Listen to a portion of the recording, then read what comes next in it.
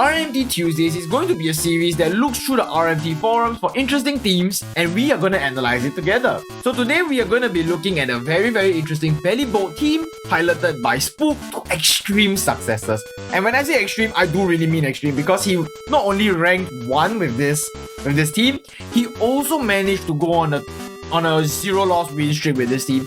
And when I looked at the team, I was so intrigued by this team because it's so interesting, to say the very least. So today we are going to analyze it together to see how the team works and how the team managed to pull its way through into the top echelons of the meta with its very interesting sets. And here's the team, guys.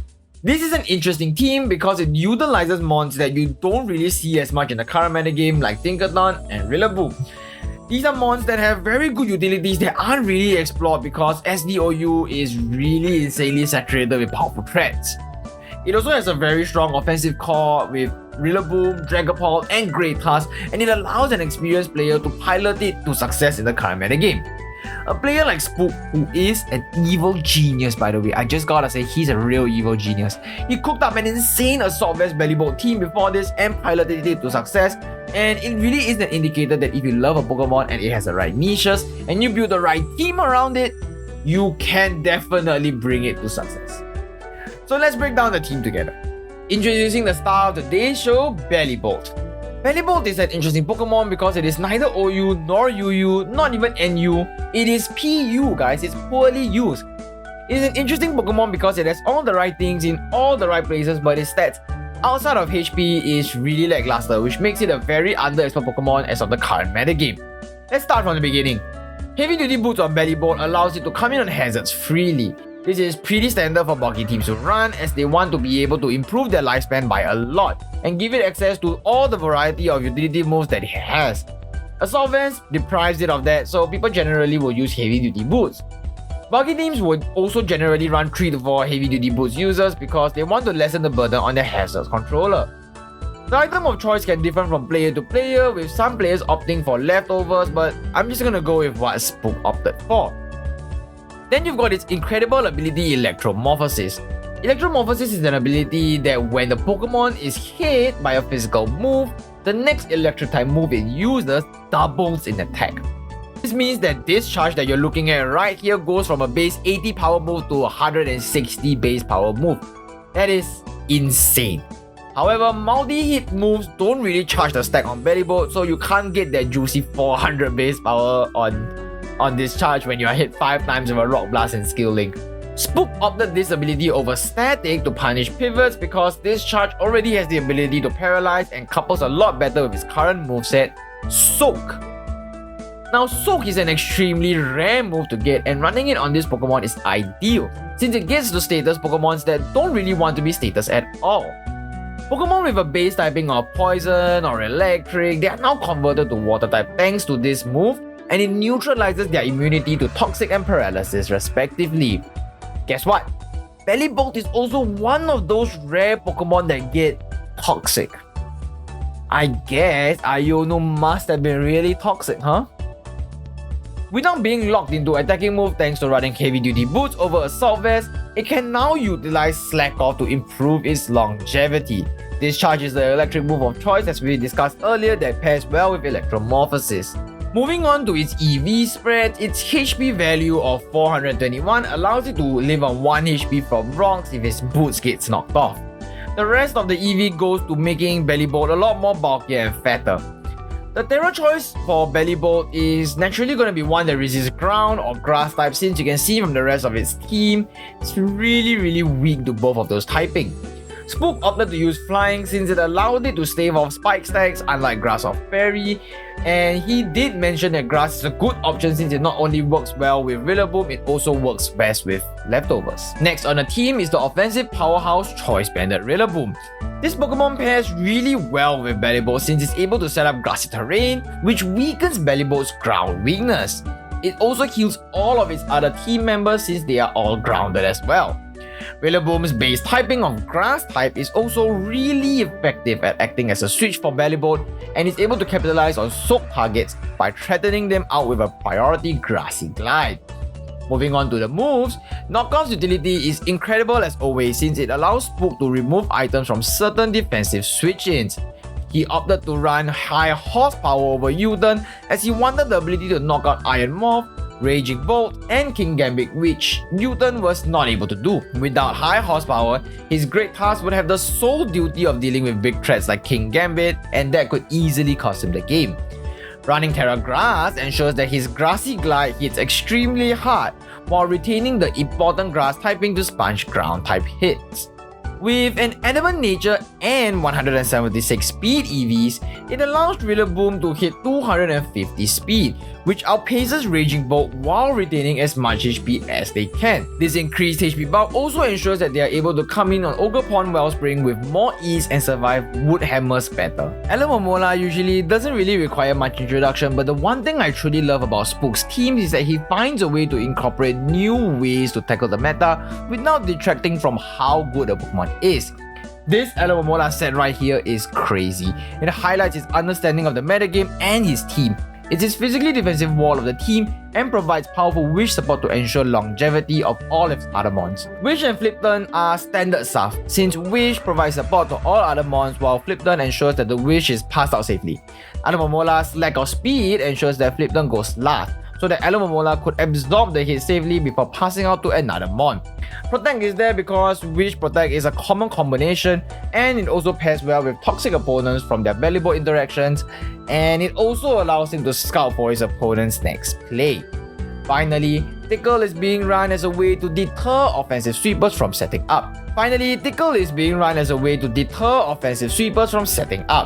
Tickle reduces both attack and defense of the opponent by one stage, which not only negates the offensive boost from opposing setup sweepers, it reduces their defense to the point where Rillaboom's priority can easily clean up if they choose to stay in. Spook opted to run Terra Ghost to ensure a clean way for him to beat Zamazenta, which is a huge threat to not just the team but the rest of the metagame as well. His EV spread gives him an odd number HP, which is vital for the situation where he gets knocked off and has to come in on Stealth Rocks for a few times, leaving him at 1 HP after a few Stealth Rock hits.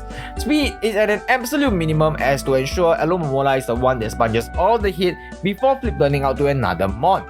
Tinkaton is a Pokemon that is gaining a lot of traction in SEOU due to its ability to match up well against Darkrai. Its base Steel Fairy typing and good unique utility moves lend it to perform very well in the current metagame. Tinkaton actually has a lot of powerful abilities in its arsenal.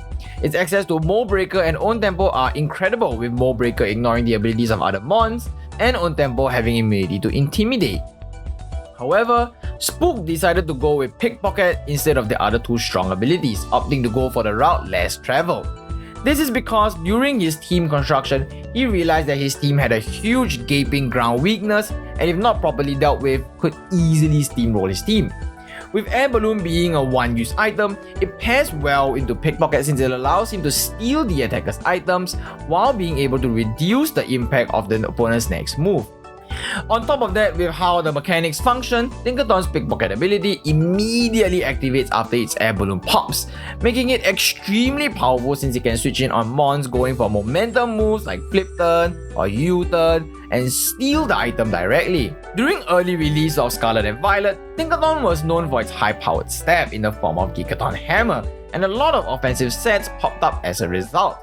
Due to its lackluster attack and lackluster speed, Tinkaton's usage declined rapidly as Gigaton Hammer was the only offensive move that was truly worth using on its offensive set. However, the key linchpin to using Tinkaton was to exploit its wide variety of utility moves. Its access to Stealth Rocks is incredible since it allows it to set up hazards and bait attacking moves to activate Pickpocket's ability. Thunder Wave doesn't really need much explanation since it's a really good utility move that allows it to paralyze Pokemon, and more paralysis is better since it doubles up as an incredible speed control method and pairs well with Hex Dragapult.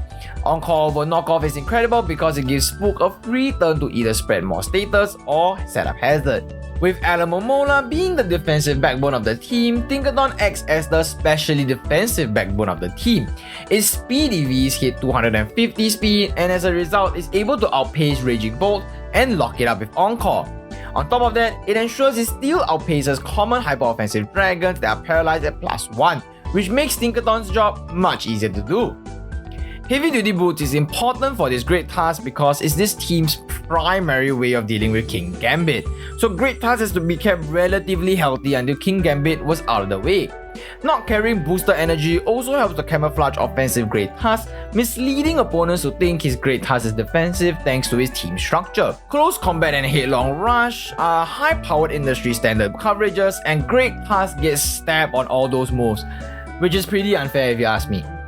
Rapid Spin is the important move of choice here since it is the utility move required on a hazard controller. Ice Spinner is there to ensure that Lando T and Dragons are amply covered, including Gliscor currently in the metagame. Spook opted with Terra Steel because it resisted Grass and Fairy, which could do massive damage to the team if not handled properly. Outside of any anomalies, the EV spread is nothing new because it's a fast offensive spinner, so its spread is optimized for speed and offense. With Rillaboom bringing physical speed control in the form of priority, Dragapult provides speed control in the form of raw stats. Specs Dragapult gives immediate firepower and acts as an offensive check to Pokemon like Waterborne, Rillaboom, Zamazenta, and many others.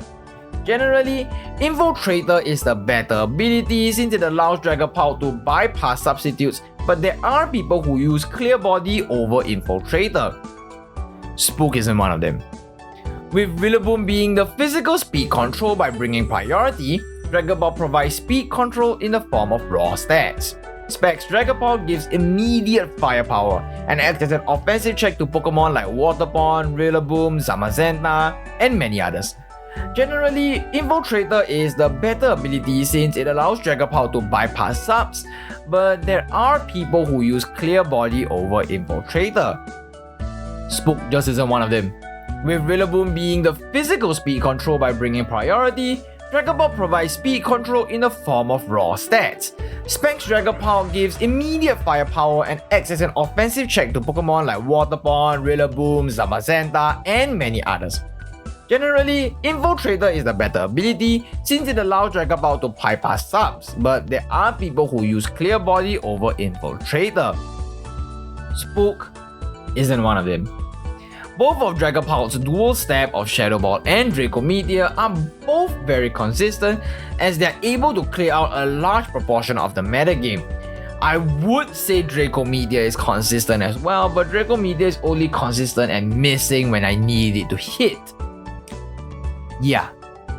Flamethrower allows Dragapult to catch King Gambit switch-ins and lessens the burden on Great Tusk needs to stay at a healthy HP range. Flamethrower allows Dragapult to catch King Gambit switch-ins and lessens the need for Great Tusk to stay healthy throughout the game. Lastly, much like how Spook dropped U-turn momentum for high horsepower on Rillaboom, he also dropped U-turn momentum on Dragapult for Hex.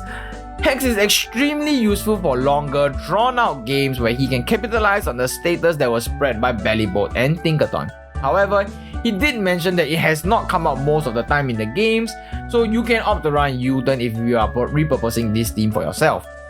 Terra Ghost, Terra Dragon, and Terra Fairy are all viable options for Dragapult for defensive capabilities, but Ghost gives the most output and consistency. Dragon and Fairy can better the Zamazenta matchup, so it could be easily opted over Ghost. And that is Spook's Bellibolt's team. So let us begin. Right off the bat, we are going to be able to see an interesting interaction between Rillaboom and Tinkaton. In this setup, Rillaboom goes for the attack, breaks the balloon, Pickpocket activates, and Tinkaton steals his choice band. Now this is actually really important because it makes Rillaboom so much less effective at what it does. However, Rillaboom is still able to take out Tinkaton and Tinkaton goes down. Mimikyu is of course at this stage, Mimikyu wants to just remove Rillaboom from the field and do as much damage as it can to the opposing team as possible because he knows that Rillaboom is not going to be as effective as it is without a choice band. So going for it, he sacks Rillaboom here, but Dragapult misses Draco Meteor like a blind boy. So unfortunately, Rillaboom is going to live to see another day and get mileage out of his knockoff, knocking off Dragapult's choice specs. Rillaboom of course continues to go for the Grassy Glide because like I said, Mimikyu has decided that there's not going to be much use in not pressuring the opponent with whatever I have on the field. So he goes for the Grassy Glide and goes for the U-turn to swipe out for momentum. Spook's Rillaboom in this instance go for the Wood Hammer, which goes which really almost knocks out Iron Bolt. And Iron Bolt in... Did I just say Iron Bolt? I meant Iron Morph. So with Iron Morph in, it is a crucial sign that Bellibolt can actually come in and start tanking hits. And this is where we start to see how Bellibolt is actually a really strong mon and soaking up hits in general. And I say soaking up hits with all the puns intended. Right off the bat, Bellibolt hits a fiery dance from Iron Morph and takes only 24% health. Iron Morph thinks it can run away with this by setting up a sub, but honestly, there's no way Iron Morph is gonna live to see the next day. He gets Bellibolt's charge activated, and with that, he tries to continuously attack into Bellibolt to keep it low, which it does succeed because eventually Spook stops healing off in an attempt to save the PP on Slack Off. He goes for the discharge to clear it off, and down goes Iron Morph. Here, because naturally Bellibolt is not designed to take in physical hits, he sends in Dragapult in an attempt to sack it off, and which it does happen because Bellibolt is just gonna click Wood Hammer in an attempt to kill the Bellibolt as much as it can, because Mimikyu is noticing that Bellibolt is a really huge threat. So now Spook brings in Great Tusk, which is an actual big threat here. Something that really caught my eye was that Great Tusk went for Ice Spinner and outspared Rillaboom. Mimikyu's Rillaboom should have used Grassy Glide instead of Wood Hammer. And as a result, I'm not too sure why Mimikyu didn't go for Grassy Glide, because grassy terrain was still up. So it was just a really shock from my point of view, because I think he still thought that his Rillaboom was Wood Hammer, and it kind of lost him his Rillaboom for nothing. Continuing on, Great Tusk goes for the Terra Steel in an attempt to resist the Power Hit Whip and grades off the Rapid Spin for free. Because Great Tusk is an offensive variant, he's able to outspeed and click close combat and knocks the Ogrepon Cornerstone out. This is actually really important for two things. One, Ogrepon Cornerstone being knocked out means that he no longer carries Stealth Rock on his team. He also no longer carries Taunt, which means that the utility mons on his team are free to start setting up, free to start snowballing the advantage. Right off the bat, Great Tusk is now threatened by Raging Bolt, because Great Tusk is now a Steel type. Raging Bolt's Thunderclap can now hit him for a large amount of damage, especially since it has his defenses lowered.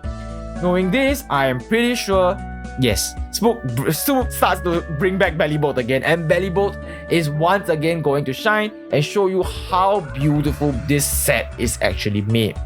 Bellibolt goes for the Soak to remove his electric typing. This is crucial because of two things. One, it removes all of his resistances to electric, and that is key in this battle.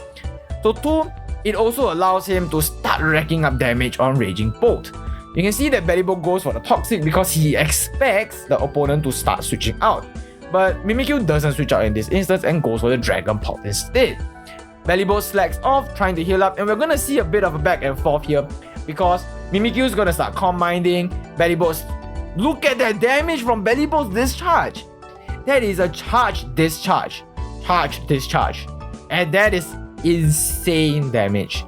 So Darkrai comes in, clicks Dark Pulse again, trying to damage and take out Bellibolt while Bellibolt is being toxic. Here he reveals that Darkrai is actually a taunt version, which is insane because usually you don't double taunt on the same team, but I think Mimikyu's team is designed to be a very aggressive hyper-offensive structure. But of course, Bellibolt, he has nothing on it. He just clicks Discharge, clicks Discharge, clicks Discharge. And with that, Bellibolt claimed 4 lives in this life. This is insane. This shows that Bellibolt actually has the potential to be good, but it just needs a lot more exploration in order for it to shine. And there's that. This team is amazing, as I can really feel the passion and intricacies in every building step of this team, and you can really tell that Spook and his friends are amazing players. The pros of this team is that it can run a flexible amount of sets that can make the team more suited to the player playing. You can run Lefties on Bellibolt instead of heavy duty boots. You can run Terra Dragon with U-turn on your Dragapult so that your eyesight improves and miss lesser. You can even run Rocky Hammer on your Alabomola if that's up your alley. However, the cons of this team is that it's very pilot-centric. If the pilot is inexperienced, the team can't really pilot properly, and therefore this team is not very beginner-friendly. Overall, this is an amazing team, and I'd like to really thank Spook and his friends for creating this team and sharing it with us. Hope you guys enjoyed Rate My Team Tuesdays. If you guys want or like such content, do leave a comment down in the description below, as I'm trying to get to 500 subs and I would love to hear more thoughts from you guys. Thank you guys so much for your time, and oh yeah, I've got a Discord channel and I've linked it right down there in the description below alongside all my other various social medias as well as the RMT for today's video. Hope you guys enjoyed, and I'll see you guys in the next video. Bye!